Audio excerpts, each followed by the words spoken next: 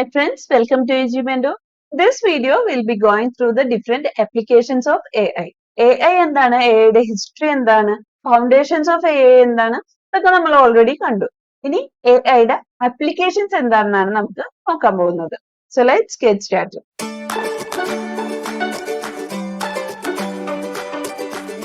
So the first application is self-driving cars. സ്വയം drive ചെയ്യുന്ന cars, അതാണ് സെൽഫ് ഡ്രൈവിംഗ് കാർസ് എന്ന് ഉദ്ദേശിക്കുന്നത്. അതല്ലെങ്കിൽ നമ്മൾ അതിനെ ഡ്രൈവർലെസ് കാർസ് എന്ന് പറയും.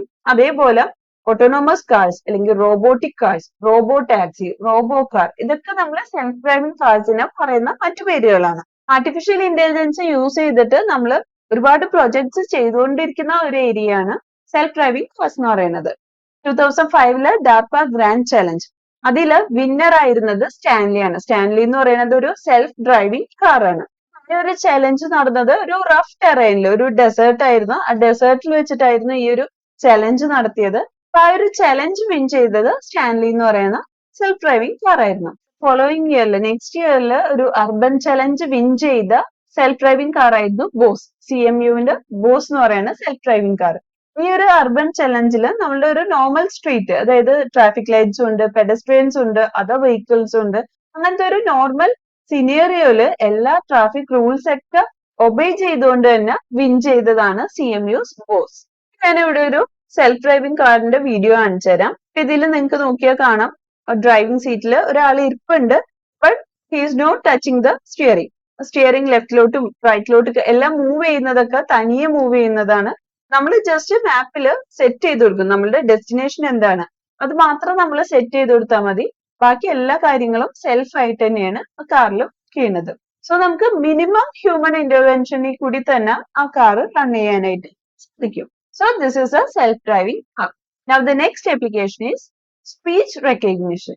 സ്പീച്ച് റെക്കഗ്നിഷൻ എന്ന് പറയുമ്പോൾ എന്താ, നമ്മൾ സംസാരിക്കുന്നതിനെ ഓട്ടോമാറ്റിക്കലി റെക്കഗ്നൈസ് ചെയ്യണം. ഇപ്പൊ നമ്മൾ റോബോ കോൾസ് ഒക്കെ കാണാം. അപ്പൊ നമ്മളുടെ അടുത്ത് പല ക്വസ്റ്റ്യൻസ് ചോദിക്കും, അത് നമ്മൾ ആ ക്വസ്റ്റ്യൻസിന് തിരിച്ച് റിപ്ലൈ ചെയ്യും. അപ്പൊ നമ്മളോട് 1 പ്രസ് ചെയ്യ്, 2 പ്രസ് ചെയ്യ്, അത് സ്പീച്ച് റെക്കഗ്നിഷൻ അല്ല. അതെന്ന് പറഞ്ഞാൽ ജസ്റ്റ് നമ്മൾ ആ ക്ലിക്ക് ചെയ്യുന്ന ബട്ടൺ എന്താണോ ആ ബട്ടനെ ബേസ് ചെയ്ത് വർക്ക് ചെയ്യുന്നതാണ്. പക്ഷെ ചില കേസസിൽ നമുക്ക് തിരിച്ച് റിപ്ലൈ ആയിട്ട് കൊടുക്കാൻ പറ്റും. നമ്മൾ പറയുന്ന റിപ്ലൈ, നമ്മൾ സംസാരിക്കുന്നത്, നമ്മളുടെ ആ ഒരു ഓഡിയോ എന്താണ് അതിനെയാണ് അവർ റെക്കഗ്നൈസ് ചെയ്യുന്നത്. അതാണ് സ്പീച്ച് റെക്കഗ്നിഷൻ എന്ന് പറയുന്നത്. ഇപ്പൊ for example United airlines consider ചെയ്യണമെങ്കിൽ അവിടെ നമുക്കൊരു ഫ്ലൈറ്റ് ടിക്കറ്റ് ബുക്ക് ചെയ്യണമെങ്കിൽ ആ കംപ്ലീറ്റ് കോൺവെർസേഷൻ നടക്കുന്നത് ഒരു automated speech recognition and dialogue management system വെച്ചിട്ടാണ്. അവിടെ ഒരു ഹ്യൂമന്റെ ആവശ്യമില്ല, എല്ലാ കാര്യങ്ങളും ഓട്ടോമേറ്റഡ് ആയിട്ടുള്ള ഒരു ഡയലോഗ് മാനേജ്മെന്റ് സിസ്റ്റം അല്ലെങ്കിൽ സ്പീച്ച് റെക്കഗ്നിഷൻ സിസ്റ്റം ഉണ്ട്. ആ സിസ്റ്റമാണ് എൻറ്റയർ കോൺവെർസേഷൻ നടത്തുന്നത്. Now the next application is autonomous planning and scheduling. Autonomous planning and scheduling എന്ന് പറയുന്നത് സ്വയം കാര്യങ്ങൾ ചെയ്യാൻ പറ്റുന്ന, അതായത് സ്വന്തമായിട്ട് തീരുമാനങ്ങൾ എടുത്ത് സ്വന്തമായിട്ട് ഓപ്പറേറ്റ് ചെയ്യാൻ പറ്റുന്നതിനെയാണ് നമ്മൾ ഓട്ടോണോമസ് പ്ലാനിങ് ആൻഡ് സ്കെഡ്യൂളിംഗ് എന്ന് പറയുന്നത്. ഇപ്പൊ ഫോർ എക്സാമ്പിൾ ആയിട്ട് ഈ ഒരു ഫിഗർ നോക്കിയേ, it's A Mars rover. 100 billion miles from Earth, NASA's remote agent program became the first onboard autonomous planning program to control the scheduling of operations for a spacecraft. അതായത് നമ്മൾ ഇവിടെ എർത്തിൽ നിന്നും എത്രയോ million miles അകലെയുള്ള മാഴ്സിലോട്ടേക്ക് ഈ റോവറിനെ വിടുന്നു. അപ്പൊ അവിടെ ചെന്ന് കഴിയുമ്പോൾ അവിടുത്തെ സിറ്റുവേഷൻസ് ഒക്കെ മനസ്സിലാക്കി അവിടെ കംപ്ലീറ്റ് ആയിട്ട് ഓപ്പറേറ്റ് ചെയ്യാനായിട്ട് ഈ റോവറിന് പറ്റുന്നു. അപ്പൊ റോവറിന് ഇങ്ങനെ വർക്ക് ചെയ്യാൻ പറ്റുന്നത് അതിന്റെ ഓട്ടോണോമസ് പ്ലാനിങ് പ്രോഗ്രാം കാരണമായിരുന്നു. അപ്പൊ അങ്ങനത്തെ പ്രോഗ്രാംസ് ഒക്കെ നമ്മൾ ജനറേറ്റ് ചെയ്യുന്നത് AI യൂസ് ചെയ്തിട്ടാണ്. Next is game play. ഇപ്പൊ പല ഗെയിംസിലും നമ്മളിപ്പോ AI യൂസ് ചെയ്യുന്നുണ്ട്. ഇവിടെ AIയുടെ ഹിസ്റ്ററിയിൽ എടുത്തു പറയാൻ പറ്റുന്ന ഒരു ഗെയിം പ്ലേയിങ്ങിന്റെ എക്സാമ്പിൾ ആണ് IBM's ഡീപ് ബ്ലൂ. ഇത് നമ്മൾ ഹിസ്റ്ററി ഓഫ് AI പറഞ്ഞപ്പോഴും ഒരു മൈൽ സ്റ്റോൺ ആയിട്ട് പറഞ്ഞ കാര്യമായിരുന്നു. അതായത് IBMന്റെ ഡീപ് ബ്ലൂ എന്ന് പറയുന്ന ചെസ് പ്ലേയിങ് പ്രോഗ്രാം. ആ ചെസ് പ്രോഗ്രാം അന്നത്തെ വേൾഡ് ചാമ്പ്യനായ ഗാരി കാസ്പറോവിന് ബീറ്റ് ചെയ്തു. And it became first computer program to defeat the world champion. Then comes spam fighting. Spam fighting എന്ന് പറഞ്ഞാൽ എന്താ, ഇപ്പൊ നമ്മൾ മെയിൽ ഓപ്പൺ ചെയ്യുമ്പോൾ നമ്മളുടെ മെയിലിലും കുറെ മെസ്സേജുകൾ നമ്മുടെ ഇൻബോക്സിൽ വന്ന് കിടക്കുന്നുണ്ടാവാം. പക്ഷെ പല മെയിലുകളും സ്പാമിൽ വന്ന് കിടക്കുന്നുണ്ടാവാം, അല്ലെ? അപ്പൊ സ്പാമിൽ വരുന്ന മെയിൽസ് നമുക്ക് പൊതുവെ നമുക്ക് യൂസ്ലെസ് ആയിട്ടുള്ള മെയിൽസ് ആയിരിക്കും. അതുകൊണ്ടാണ് നമ്മൾ അതിനെ സ്പാം ആയിട്ട് കൺസിഡർ ചെയ്യുന്നത്. ഇപ്പൊ നമുക്കൊരു മെയിൽ റിസീവ് ചെയ്യുന്ന സമയത്ത് അത് ഇമ്പോർട്ടന്റ് ആയിട്ടുള്ള മെയിൽ ആണോ അതോ അതൊരു സ്പാം മെയിൽ ആണോ എന്നുള്ളത് ഫിൽട്ടർ ചെയ്യുന്നത്, അതിനു വേണ്ടിയിട്ടുള്ള കുറെ അൽഗോരിതംസ് ഒക്കെ AI വെച്ചിട്ടാണ് നമ്മൾ ചെയ്യുന്നത്.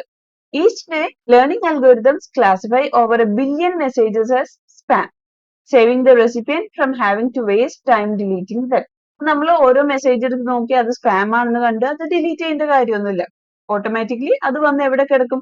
സ്പാം ഫോൾഡറിൽ വന്ന് കിടന്നോളും. Now next one is logistic planning. ഇപ്പൊ ഒരുപാട് ലോജിസ്റ്റിക് സെന്റേഴ്സിലൊക്കെ AI യൂസ് ചെയ്യുന്നുണ്ട്. ഇപ്പൊ പല കൺട്രീസിലും ലോജിസ്റ്റിക്കിനെ പ്ലാൻ ചെയ്യാനും അതുപോലെ തന്നെ ട്രാൻസ്പോർട്ടേഷൻ ഒക്കെ ഷെഡ്യൂൾ ചെയ്യുന്നതൊക്കെ AI പ്രോഗ്രാംസ് യൂസ് ചെയ്തിട്ടാണ്. During the Persian Gulf crisis of 1991, US forces deployed a dynamic analysis and replanning tool, DART, to do automated logistics planning and scheduling of transportation. അപ്പോൾ Dart എന്ന് പറയുന്നത് logistic പ്ലാനിങ്ങിന് automatic ആയിട്ട് logistic plan ചെയ്യാൻ വേണ്ടിയിട്ടുള്ള ഒരു programme ആയിരുന്നു Dart എന്ന് പറയുന്നത്. The next application is robotics. AI എന്ന് പറയുമ്പോൾ തന്നെ നമുക്ക് നമ്മുടെ മനസ്സിലോട്ട് കുറെ റോബോട്ടുകളാണ് വരുന്നത് അല്ലെ? ഇപ്പൊ റോബോട്ടിക്സ് എന്ന് പറയുന്നത് AI-യുടെ ഒരു മെയിൻ ആപ്ലിക്കേഷൻ ആണ്. റോബോട്ട് എന്ന് പറയുമ്പോൾ ഈ കൈയും കാലുമുള്ള മനുഷ്യന്മാരെ കൂട്ടി ഇരിക്കുന്ന റോബോട്ട് മാത്രമല്ല, അതിനെ നമ്മൾ ഹ്യൂമൻ റോബോട്ട്സ് അല്ലെങ്കിൽ ഹ്യൂമനോയിഡ്സ് എന്ന് പറയും. അതല്ലാത്ത ഏതൊരു ടൂളിനെ ഏതൊരു മെഷീനെ നമ്മൾ റോബോട്ട് ആയിട്ടാണ് കൺസിഡർ ചെയ്യുന്നത്. ഫോർ എക്സാമ്പിൾ ഈ ഫിഗറിൽ കാണുന്നതാണ് പാക്ക് ബോട്ട്.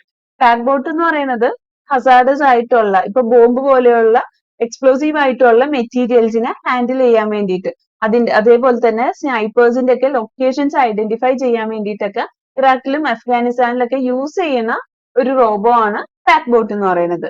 അതേപോലെ ഹിസ്റ്ററി ഓഫ് എഐയിൽ തന്നെ ഏറ്റവും ഇമ്പോർട്ടന്റ് ആയിട്ടുള്ള ഒരു മൈൽ സ്റ്റോൺ ആയിരുന്നു റൂംബ. റൂംബ എന്ന് പറയുന്നത് ഫസ്റ്റ് ഓട്ടോമാറ്റിക് വാക്യൂം ക്ലീനർ ആണ്. iRobot എന്ന് പറയുന്ന കോർപ്പറേഷൻ ആണ് റൂംബ ഡെവലപ്പ് ചെയ്യുന്നത്. And they had sold over 2 million Roomba robotic vacuum cleaners for home use. അപ്പൊ റൂംബ എന്ന് പറയുന്നത് റോബോട്ടിക്സിലത്തെ ഒരു എക്സാമ്പിൾ ആണ്. Now comes the machine translation. Machine translation എന്ന് പറഞ്ഞാൽ എന്താ? നമുക്ക് ഒരു ലാംഗ്വേജിനെ വേറൊരു ലാംഗ്വേജിലോട്ട് ഓട്ടോമാറ്റിക്കലി കൺവേർട്ട് ചെയ്യുന്നത് അല്ലെങ്കിൽ ട്രാൻസ്ലേറ്റ് ചെയ്ത് ഇപ്പൊ ഗൂഗിൾ ട്രാൻസ്ലേറ്റേഴ്സ് ഒക്കെ പോലെയുള്ള ട്രാൻസ്ലേറ്റേഴ്സ് അത് വർക്ക് ചെയ്യുന്നത് ഒരു കമ്പ്യൂട്ടർ പ്രോഗ്രാം യൂസ് ചെയ്തിട്ടായിരിക്കും. And it is an application of AI. Next is astronomy. ഇപ്പൊ നമുക്കറിയാം ആസ്ട്രോണമി എന്ന് പറയുന്നത് വർക്ക് ചെയ്യുന്നത് തന്നെ യൂണിവേഴ്സ് പ്രോബ്ലംസ് ബേസ് ചെയ്തിട്ടാണ്. കോംപ്ലക്സ് ആയിട്ടുള്ള യൂണിവേഴ്സ് പ്രോബ്ലംസിനെ സോൾവ് ചെയ്യാനൊക്കെ നമുക്ക് ആർട്ടിഫിഷ്യൽ ഇന്റലിജൻസ് യൂസ് ചെയ്യാം. Then comes agriculture. ഇപ്പൊ ഒരുപാട് പ്രൊജക്ടുകൾ AI-യുടെ ഒരുപാട് പ്രൊജക്ടുകൾ നടക്കുന്ന ഒരു ഫീൽഡാണ് അഗ്രികൾച്ചർ എന്ന് പറയുന്നത്.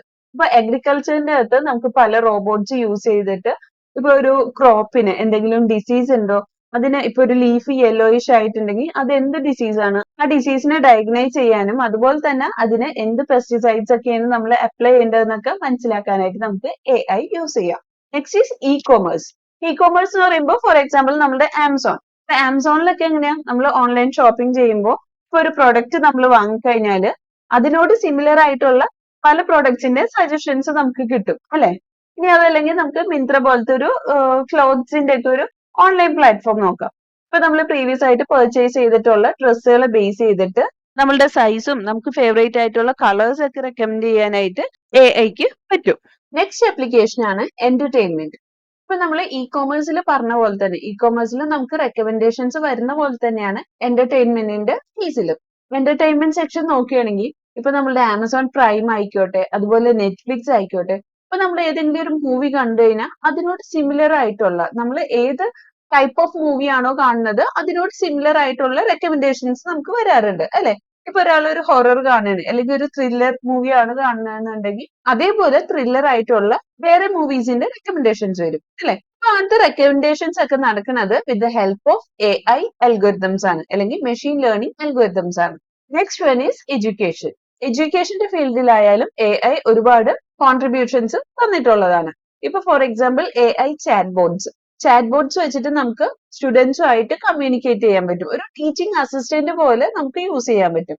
അങ്ങനത്തെ ഒരു ചാറ്റ് ബോട്ട് ആണ് നിങ്ങൾ ഈ ലെഫ്റ്റ് സൈഡിൽ കാണുന്നത് മലർമിസ്. മലർമിസ് is world's first autonomous AI professor. വേൾഡിലെ തന്നെ ഫസ്റ്റ് ഓട്ടോണോമസ് ആയിട്ടുള്ള ഒരു AI പ്രൊഫസർ ആണ് മലർമിസ്. ഇത് ചെന്നൈയിലെ അണ്ണ യൂണിവേഴ്സിറ്റിയിലത്തെ റിസർച്ചേഴ്സ് ആണ് മലർമിസിനെ ഇൻവെന്റ് ചെയ്യുന്നത്. അതേപോലെ തന്നെ ഇന്ത്യയിലെ ഫസ്റ്റ് AI ടീച്ചറാണ് ഐറിസ്. ഇവിടെ റൈറ്റ് സൈഡിൽ നിങ്ങൾക്ക് കാണാം ഐറിസ്. ഐറിസ് എന്ന് പറയുന്നത് അത് ചാറ്റ് ബോട്ട് അല്ല, പകരം ഒരു റോബോട്ട് പോലെയാണ്. മൂവ് ചെയ്യാനും കുട്ടികൾക്ക് ഷെയ്ക്ക് ഹാൻഡ് കൊടുക്കാനും കുട്ടികളുടെ ക്ലാസ്സിൽ നിന്ന് ക്ലാസ് എടുക്കാൻ പറ്റുന്ന ഒരു AI ടീച്ചറാണ് ഐറിസ് എന്ന് പറയുന്നത്. ഇന്ത്യയിലെ ഫസ്റ്റ് AI ടീച്ചറായ ഐറിസിനെ ഡെവലപ്പ് ചെയ്തേക്കുന്നത് അല്ലെങ്കിൽ ഐറിസ് ഉള്ളത് നമ്മുടെ സ്വന്തം കേരളത്തിലെ തിരുവനന്തപുരത്ത് ട്രിവാൻഡ്രത്തുള്ള ഒരു ഹയർ സെക്കൻഡറി സ്കൂളിലാണ് ഐറിസ് ടീച്ചർ ഉള്ളത്. Next application is in the field of health care.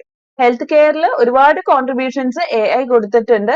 ഇപ്പൊ നമുക്ക് ഡിസീസസിനെ ബെറ്റർ ആയിട്ട് ഡയഗ്നൈസ് ചെയ്യാനും അതുപോലെ എന്ത് ട്രീറ്റ്മെന്റ് കൊടുക്കണം എന്ന് അറിയാനൊക്കെ നമുക്ക് AI യൂസ് ചെയ്യാം. അതേപോലെ ഫിനാൻസിലായാലും ഇപ്പൊ ട്രേഡിംഗ് ഒക്കെ കൺസിഡർ ചെയ്യുകയാണെങ്കിൽ ഓരോ സ്റ്റോക്കിന്റെയും പ്രീവിയസ് വാല്യൂസ് ഒക്കെ ബേസ് ചെയ്തിട്ട് ഇനി ഫ്യൂച്ചറിൽ എന്തായിരിക്കും എന്നൊക്കെ പ്രെഡിക്റ്റ് ചെയ്യാനൊക്കെ AI അൽഗോരിതത്തിന് പറ്റും. അതുപോലെ നെക്സ്റ്റ് ആപ്ലിക്കേഷൻ ആണ് ഡാറ്റ സെക്യൂരിറ്റി.